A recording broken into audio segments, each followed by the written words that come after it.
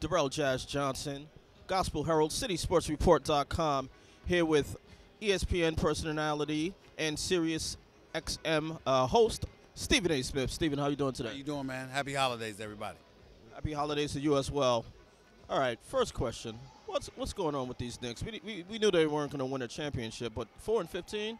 Did you expect this? I didn't expect this. They seem to be a bit lost, to be quite honest with you. I mean, when you look at them right now, half the time you're wondering whether or not they're running the triangle. Half the time you're wondering if they even know the triangle. Sometimes you're wondering whether they're listening to their coach, whether or not Derek Fisher's getting through to them. Clearly, they're bereft of a lot of talent to compete with a lot of teams in the league. The health of Carmelo Anthony has become a question mark now. Andrea Bargnani, there's an APB out for him. We can't find him. Everywhere you turn, everywhere you look, it just seems to be the same old Knicks, to be quite honest with you. A matter of fact, that might be an insult to the same old Knicks because this team has looked worse than what they've looked over the last 2 years. I'm not joking. I'm not trying to make fun of them. I'm being dead serious because it's what I've seen. And it's really hard to watch, to be quite honest with you. You hope that they get it together. I know that Derek Fisher knows the game of basketball. I know that Derek Fisher knows Phil Jackson's triangle offense. I know that Derek Fisher has the capability to be a coach on this NBA level. But to be honest with you, I haven't seen it yet, and it's really, really hard to decipher why.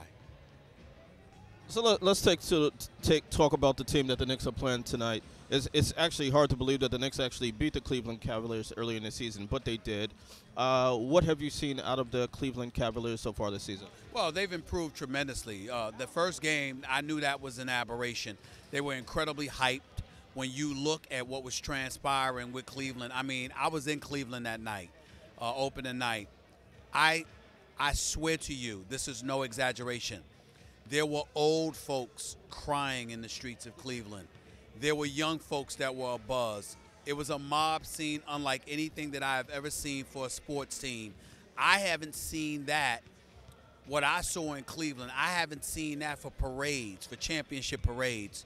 I've never seen anything like it. And to me, it was like literally you saw people treating LeBron James' return literally as if a savior had arrived. That's what that night was like. And when I saw LeBron before the game, it was the first time in his career that I've seen him look flat out exhausted. He looked spent, looked totally ill-prepared to play the game because he just appeared tired. And so for me, I didn't take that outcome very seriously. First game with him, Kevin Love, Kyrie Irving. First game, being back in Cleveland, all the hype and hoopla and everything like that. Obviously, they've turned the corner to some degree. They're adapting more to what David Blatt wants offensively. Defensively, they're playing better. And as a result of that, they've improved record-wise, and they're battling the Chicago Bulls for contention within the Central Division. So we knew this was going to happen. Kyrie Irving is a stud. Kevin Love is playing for a $100 million contract. And LeBron is LeBron. This team will get it right. They're clearly not the New York Knicks. The New York Knicks are not even on their level. Anybody can win on any given night, but let's not even think about comparing the Knicks to them because there is no comparison. Three young players have started this season off tremendously. Jimmy Butler from the Chicago Bulls that you mentioned, and also Anthony Davis and Steph Curry. What have you seen about the big jumps that all three of them have made this season? Which three? Anthony Davis? Anthony Davis, Steph Curry, and Jimmy Butler. I haven't seen any jump in Steph Curry. Steph Curry is who he is. He's the best shooter in the game. He's a marksman. And the fact that he can create his own shot and pull up for the J, he's my favorite player in the league to watch. And I call him the NBA's version of Aaron Rodgers because I feel about Steph Curry the way I feel about Aaron Rodgers. He's a bad man. In the case of Anthony Davis, he's a star on the rise.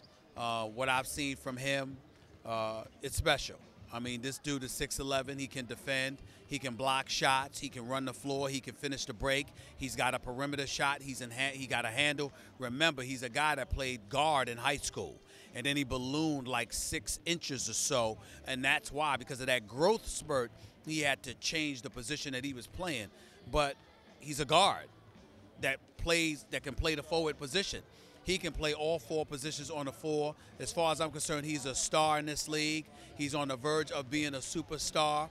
We will see, but he's there. He's got that kind of skill set with him. He's big time, and I think it's something to watch. Final question: You're a native New Yorker, as am I. As an African American man who's grown up in New York City, what did you think of the Eric Garner decision yesterday? Obviously, I was incredibly disturbed by the decision.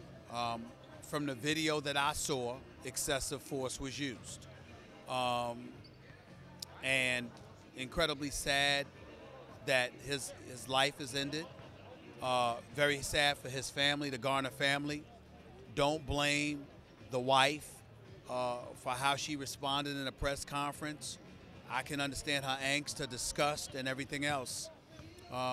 Obviously, when we talk about excessive force being used, just as a black person, you ask the question, if other people, and we're certainly not going to absolve anybody, if the police tell you to put up your hands, if they tell you to put the hands behind your back, you do it. You make sure that you obey law enforcement officials because you never know what could happen if you don't. They have the power, you don't.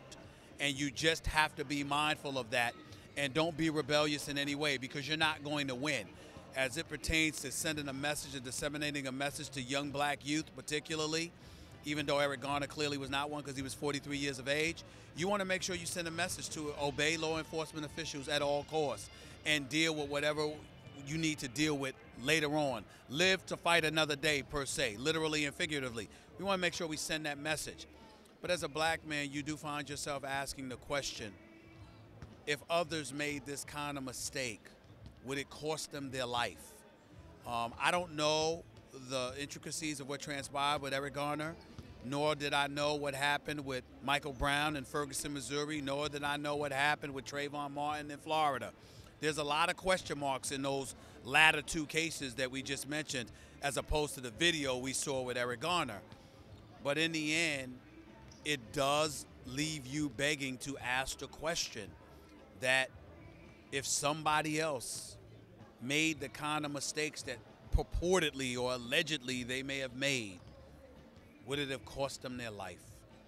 And when we have to ask ourselves that question as a community and as a society, it is a problem.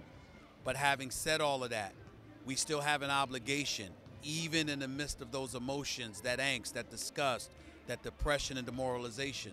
We have an obligation to make sure we reiterate the importance of nonviolence and to make sure that we reach out to these younger kids out here and let everybody know law enforcement officials are law enforcement officials. When they give you an order, obey it and live to fight another day. Don't challenge them or anything like that. They are licensed to enforce the law based on the situation that they see transpiring before their very eyes. So make sure you listen to them. And if you got a problem with what they do, at least you lived to address it the next day.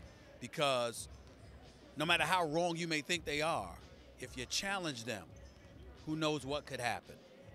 And that's something that's a message that we should all make sure that we learn from all of this. All right, thanks a lot for your time. I appreciate it. Thank you.